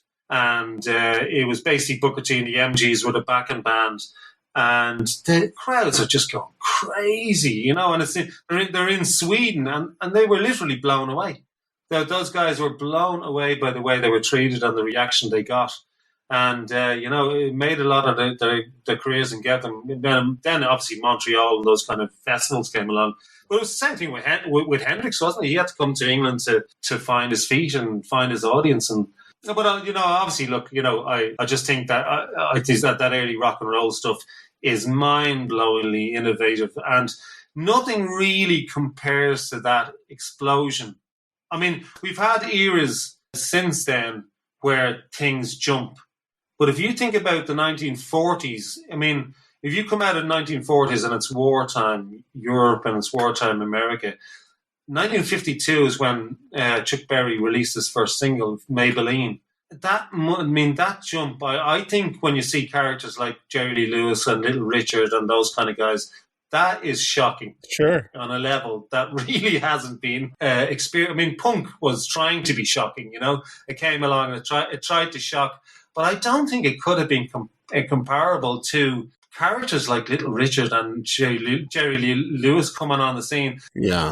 And that was this, obviously coming from quite conservative religious areas of the country in the South and stuff, and they're singing. I mean, there's that, audio of Jerry Lee Lewis where he's kind of, he's torn. He's saying, I'm singing the devil's music here and I shouldn't really be. I'm going to be damned to hell for doing this. And he had a conflict inside him, And maybe there's something to that, like that coming from that background. Yeah, influences that. I remember Kings of Leon. Yeah, you familiar with them? Yeah, were they quite religious background as well? Were they? Or? Right, yeah, very religious, conservative background. And I think it was Caleb I saw an interview with or a documentary or something where he talked about when he signed their first big record deal. He literally was like, "I'm going to hell." Yeah. Okay. Yeah. And he believed that. Yeah. Yeah, sure. I mean, that's if you're brought up in that. Luckily, I didn't have that. Well, I mean, I was brought up in a very religious household, but I remember literally when I was 14 years of age, we bought the Doors' first album, and we all used to go to midnight mass together because it was a mass on Christmas Eve. They brought it in because it was too much hassle for the mothers to go to mass on Christmas morning because they were supposed to be cooking the dinner. So they brought this thing, and also the men would go to the pub on Christmas morning. So it was all that kind of stuff going on. And so they brought this thing in called Midnight Mass. And I remember when we were 14 years of age, myself and my friend, we went down to the local record shop and we bought the Doors' first album.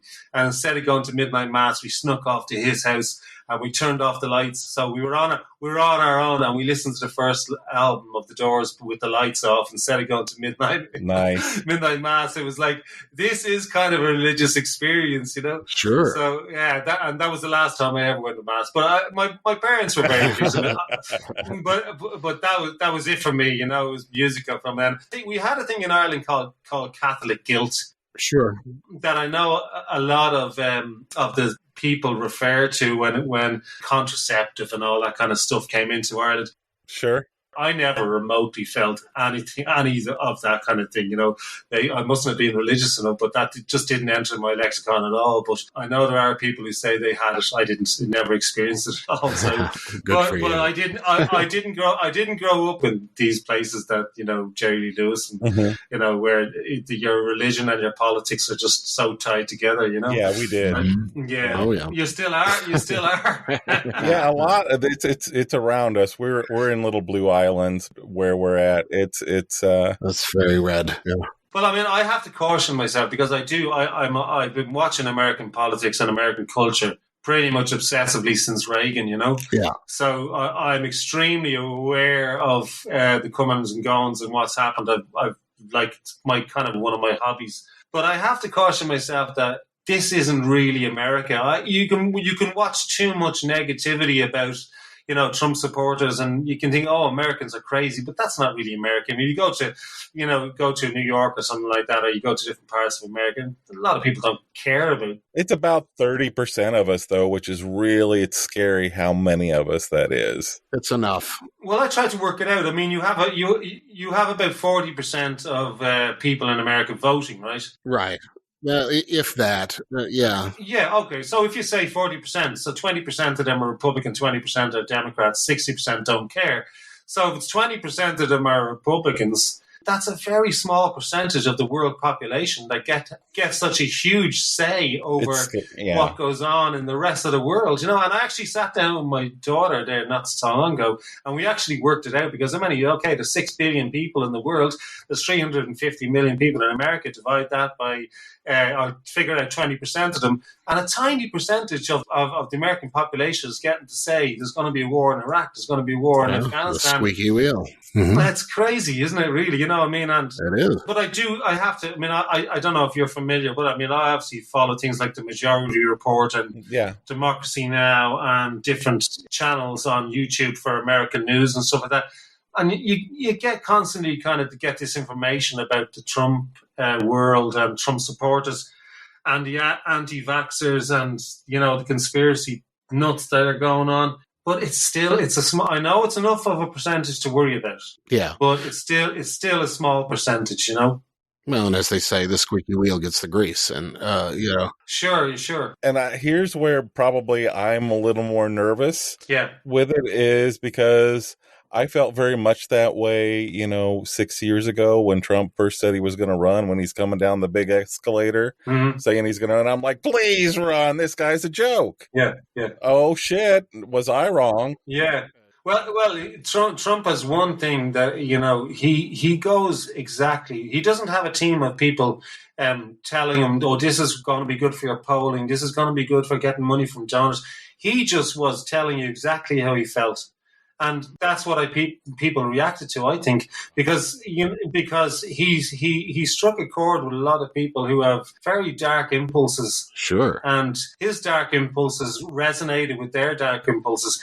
And as you can see by January 6th, that led to a very dangerous place for America.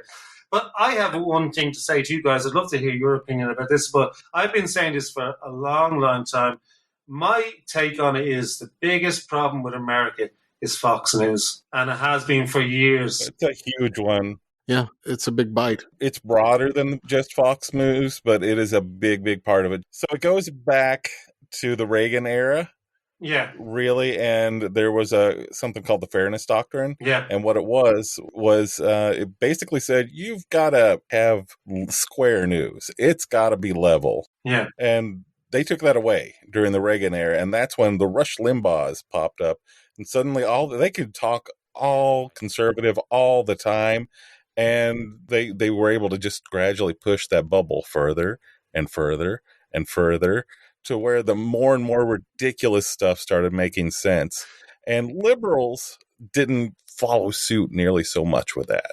Yeah, and I think the Democratic Party is very weak in a lot of fronts because they represent corporate interests rather than Labour interests or left-wing interests, whatever way. They're culturally left-wing. I mean, about social issues they are, but economically they're not. I mean, I was talking to a friend of mine recently, and he works for an American company, so he talks to people in America. We were out for a walk, and he said, well, there's a lot of crazies on the right wing, but there's a lot, they have equal amount of crazies on the left wing. And I was saying, well, who are you talking about crazy on the left wing? He says, well, somebody like Bernie Sanders. And I said, well, Bernie Sanders is only asking for what, free college and free healthcare, which is what you enjoy and your kids enjoy here in Ireland. Is that crazy? Like, that's not extremely left wing for us in Europe. We don't understand why somebody like Bernie Sanders or Ocasio-Cortez is considered a radical, because we accept that we have free college, and we accept that if I need to go in for an operation tomorrow, lads, I don't have to pay any money for it. It's not going to bankrupt me. I'll get it for nothing because I've paid my taxes all my life. We don't understand why that's such a contentious issue in America. I do understand it, but the thing that Trump did was that he talked. What we fool ourselves that we reason about politics and we use our logic and we read the information, but we don't. We make decisions based on our feelings. Bottom line, right? And I think that's pretty well established scientifically and psychologically, that people make decisions when you buy a car or you buy a house or you buy a ticket, or you vote. You're doing it mostly through your emotions and your feelings. Absolutely. And he kind of tapped into that. He gave those people what they wanted, and now the problem is that Fox News, I think Fox News has always been the problem. Of course, it's wider with Limbaugh and all that, but Fox News is the mainstream thing that all these Republicans are plugged into. Mm. I could give you thousands of examples, but for instance, when it came out that Trump had been given $50 million or whatever by his dad and had actually never made any money of his own, and he'd never paid a penny in tax, right? And he had actually swindled charities out of money and all these kind of incredible stories. You would not see a single word about those things on Fox. No, you wouldn't. And that's means these people who are living in this bubble, it kind of, but then why are they going to Fox News? Because Fox News is fulfilling something emotionally for them. They're getting the world view that they feel that they want. What was the best quote? I read it just a couple of days ago. Fox News gives affirmation, not information. Exactly. And Fox News have unfortunately learned that is the way forward for them as a economic model, because they have allowed very extreme sites and like Breitbart and Daily Storm, all these kind of things, and Alex Jones even, they have allowed information that comes from those places into the mainstream. Yep. And through the likes of Hannity and Tucker Carlson and Laura Ingraham. Next minute, this is being announced on the most popular news shows in America as some kind of fact. Yep. That you can take this strange horse wormer instead of getting vaccinated, and that'll cure you. Right. I mean, crazy stuff, just go out and get vaccinated. The funny thing about that, my wife and I were talking about this last night, and it's not even so much that they believe that that's going to work. What it comes down to is, okay, liberal Democrats believe, A, COVID exists. Yeah. B, that masks, when you put them on your face, actually stop spittle. Yeah. C, vaccines help you fight illnesses. Yeah. So with those beliefs, since liberals believe those things, they must be liberal conspiracies. Right. So the opposite then, therefore, must be true. Yeah. That vaccines do not work, that COVID does not exist, and that eating, sheep and horse dewormer is going to cure this disease that they don't believe exists, which to me is, it's like, again, the theater of the absurd. Right. But it's an answer to the liberal ideal. It's not that they actually believe it, I don't think. Yeah. I totally agree with John. Their number one aim in life is to get one over the Liberals. Mm-hmm. This is a fight between us and them, and their main objective is to win that fight. Right. Their main objective is not to get to the answer that's best for everybody. Their main objective is to beat the Liberals, whether that takes saying that the election was stolen, whether it takes saying, okay, these ideas like wearing masks and taking somehow have become liberal because they're based in science. Right. Logic. And science is elitist because it's people who've gone to colleges who look down on the likes of us that are telling us what to do. Right. Oh, I'm hearing a lot of just very subtle shitting on formal education. Oh, yeah, man. Lately. Yeah. Oh, yeah, absolutely. I don't have a problem with a formal education, but what's wrong with trade schools? Yeah. And I'm like, nothing's wrong with trade schools, but you're still talking shit on a formal education. Yeah. When you're talking about that. Yeah, they've been talking about that a lot. It's the downfall of of expertise. That's what they kind of say. But the thing is, the governments and corporations and stuff, and the academics have to take some of the blame because things like the Iraq War really affected people's trust in these establishments to know better. Climate change, governments have been telling us various different things depending on who's in power, what to believe, what not to believe. They have to take some responsibility for things that they did and said that led to this level of distrust in government. Right. And also the fact that when the Democrats do get in, does it really affect people's lives in a positive manner? You know what I mean? In Europe, if say, for instance, Obama had got in and he had forced through healthcare and free college education, do you think Trump would have come next? And I think that's part of the problem that the Democrats have tried to, for the most part, play by the rules. Yes. And Republicans have been like, nope, you're going to give us an inch, we're going to take a mile. Oh, man. All right, we'll say we're going to open up that door for negotiation. Okay, let's talk. Nope, still not going to do it. Wasted a bunch of time now. You haven't done anything. Yeah. Oh, the hypocrisy on the Republican side is... Oh, it's astounding. It's astounding to watch. I mean, I saw an interview with a girl today giving out about the fact that Biden had been talking to Taliban meant that he was guilty of treason. But Trump had talked to Kim Jong-un. He'd been talking to Taliban. All these governments are talking to the Taliban behind the scenes, and Trump was saying we should definitely withdraw, and suddenly the withdrawal is a problem, It's just like that part. But look, there's people like Ted Cruz, and Lindsey Graham and stuff. And when I hear them talking, I go, these people are pathological. They have no sense of embarrassment or shame in what they're saying and the hypocrisy of what they're saying, because they are bringing a knife to a pillow fight. And the Democrats need to wake up to this. Absolutely. The Democrats have to realize, and the Democrats are paid and bought by the corporations. So that means that sometimes they're bought to lose arguments. Oh. They are bought to be weak on certain things like universal healthcare, like getting the cost of medicine down, all those kind of things. There's too much money interest, so the Democrats are being paid to lose on those fights. That's why they find the progressives like Ocasio-Cortez and all so dangerous. That these people might actually represent a real option for people. But the point being that the Republicans are bringing a knife to a pillow fight, and the Democrats are being paid to lose, so they aren't offering a big enough alternative. So if Trump comes along and he's this, the greatest con man that's basically ever lived, which is what he'll go down as, I think, in history, the greatest con man that's ever lived, to a level that I can't even bring up a person who compares to him. It's no wonder that people fall for them, because if you get into power and you don't do something material for everyday people's lives, like give them free healthcare, because yourself, lads, the system that Obama brought in is incredibly popular. Mm-hmm. It was communism and all that, extending the social welfare and the Obamacare, which was extended to older people and stuff. People love that now. They would never get rid of it. Right. They'll never get rid of it because it actually gave people material benefits, Yeah. If the Democrats don't get in and do that, the Republicans are going to present worse and worse candidates. And Trump might be just a forerunner, because the lucky thing about Trump is that he was stupid. Yeah. If you get somebody who's that self-interested and is very intelligent and really clever, and very clever, then you're into real, because the American democracy is hanging by a thread because there's so much disinterest and this distance between the establishment.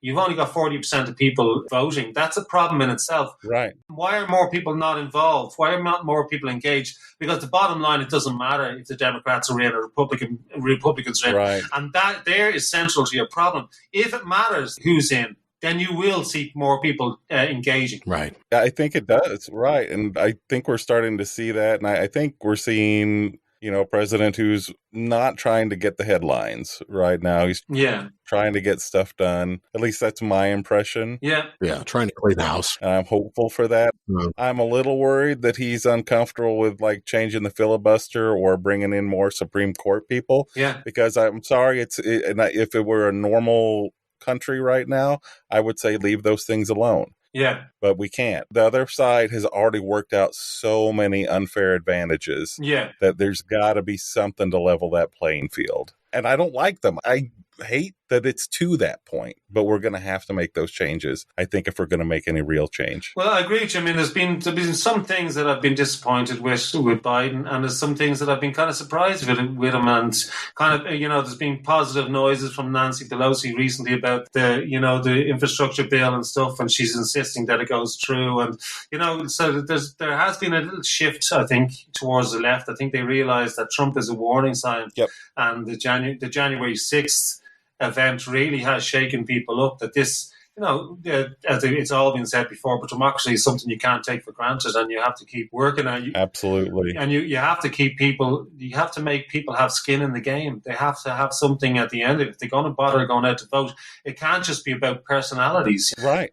Mm-hmm. It can't be a circus that comes around every 4 years. Right. Chomsky said years ago, I think he was quoting somebody else, that the Republican Party is a radical insurgency within the American society. I agree. Yeah. It has been shown to be, it's been proven that these guys don't care about democracy.